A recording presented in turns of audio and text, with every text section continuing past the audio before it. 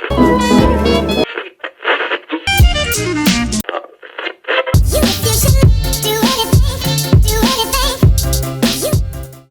so today we're going to be developing color film. I'm kind of a beginner and I'm just going to take you through my step-by-step process. I'm going to be using the Cinestill C41 kit. This is the liquid kit that you mix into bottles. The bottles I'm mixing it in is these plastic quart containers. You can also mix them in glass, but I just put them in plastic. You just got to make sure you keep them really sealed because they leak, and I keep them in a dark closet. The tank I'll be using to develop is the Patterson tank.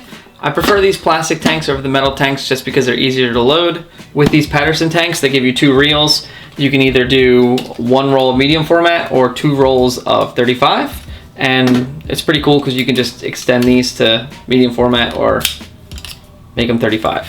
Step 1, heat your chemicals. I do this first so that they have a chance to heat up while I load my film in the dark. What I just get a giant tub, fill it with hot water, put the chemicals in, and let it heat up. To test the temperature of the water, I have a meat thermometer. Unfortunately, this does not fit into the quart container, so I pour it into a quart cup, and this way I can check the temperature of the water. Now step 2, while you're waiting for your chemicals to warm up in the bath, it's time to load your film. I like to do this into like a dark room in my house, preferably my laundry room because that's the darkest room in the house.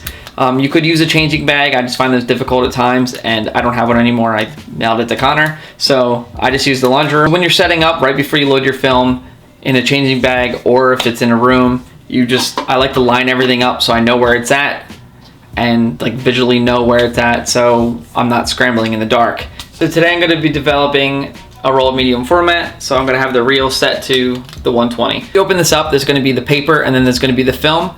So you kind of just feel with your hands to where the film is taped to that paper, and then you kind of just rip that off and then you slowly put it onto the reel.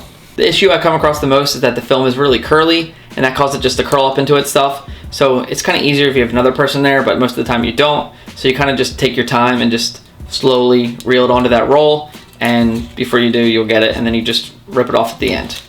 You slide the film into these little grooves here, and then you just shimmy it so the whole roll goes on. And then you get this rod, and you stick the rod in the reel, and then that goes into the bottom of the tank, like so.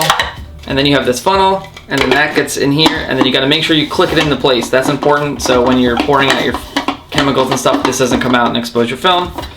And then you put the lid on, but these lids are kind of crappy, and you gotta really press them on or else it leaks. And even if you have them on all the way, they still kind of leak, but that's the only thing that's kind of annoying about these plastic ones.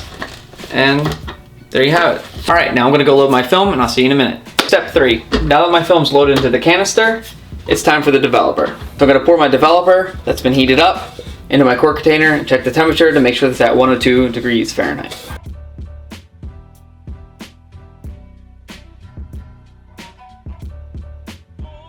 Right now it's in the quart container. I take my meat thermometer and I check the temperature.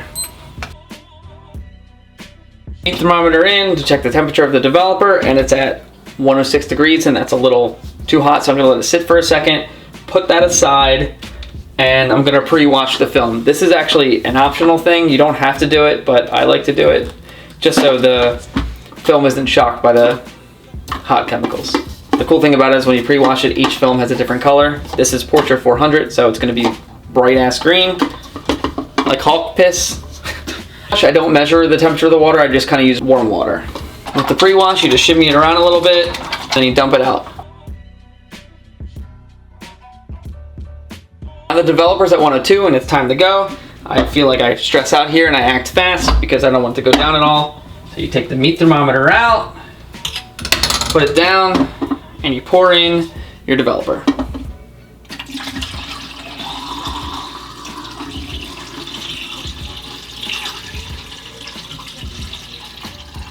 And as soon as you pour it in, you start the timer for 3 minutes and 30 seconds.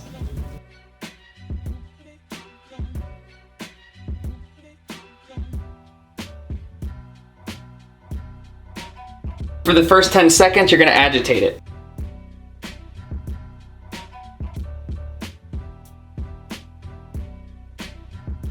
After you agitate it for a little bit, you hit the tank on the side, and then you hit the tank on the bottom.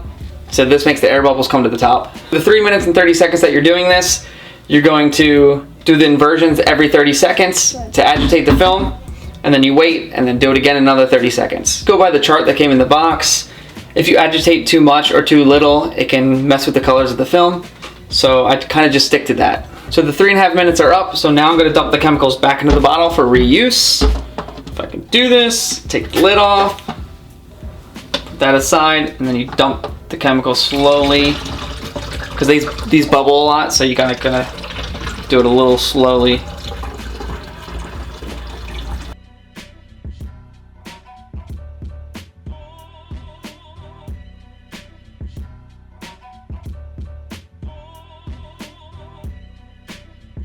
Next step is the Blix. The temperature has to be anywhere between 75 degrees and 105 degrees. Time to pour this in.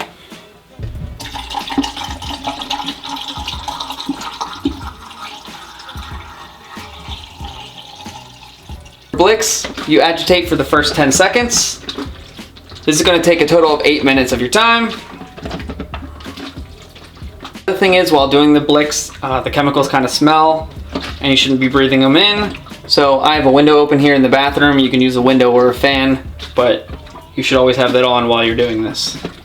Probably the longest part of this whole process. It's 8 minutes long. I think the whole process probably takes about 20 minutes. Now the 8 minutes are up. We are going to use the funnel and dump it back in for later use. So we get the funnel, put that in the sink, open up the container, and pour this gross stuff out. Again, try and do it slow just because it bubbles a bit and it goes everywhere.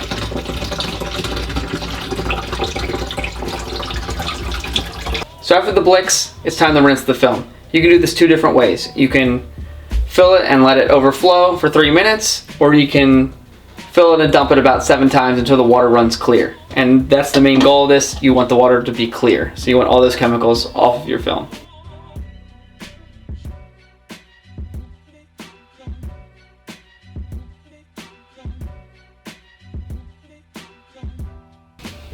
The next step is the stabilizer. This can just be at room temperature. You don't need to heat it or anything like that. It's time to pour this in.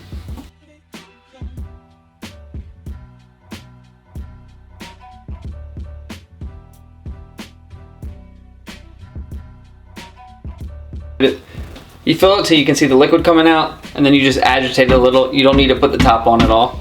I'll leave this in here from 30 seconds to a minute. Stabilizer helps clean the film and lets it dry without any water spots on it. Now that the stabilizer is done, it's time to pour that back into the bottle with the funnel for later use.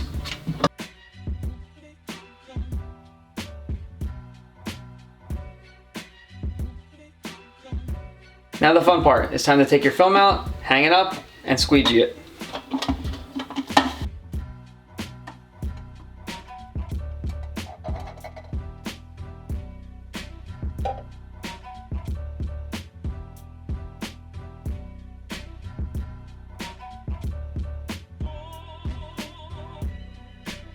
Now here's our pictures. It's time to take it over to the shower, hang it up, and let it dry. I hop into my shower, I tie a string from this to that, and I use these little binder clips, and I like to clip it on twice for medium format just because it's big.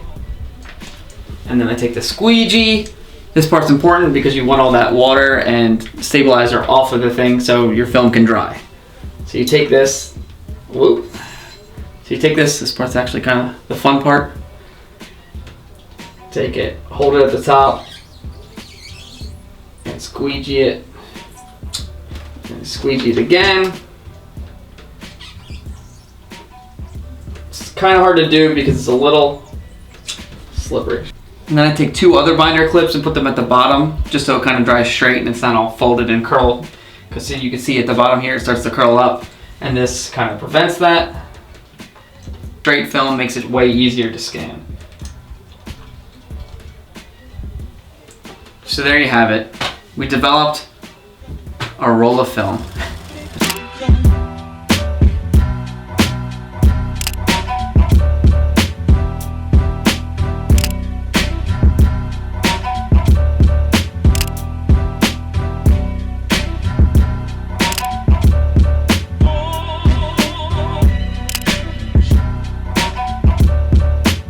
That's it. That's how I develop color film. I hope you all enjoyed this and this was a little informative for you. I am a beginner at this, so hopefully I'm helping other beginners. And yeah, don't forget to like and subscribe, and I'll see y'all next time.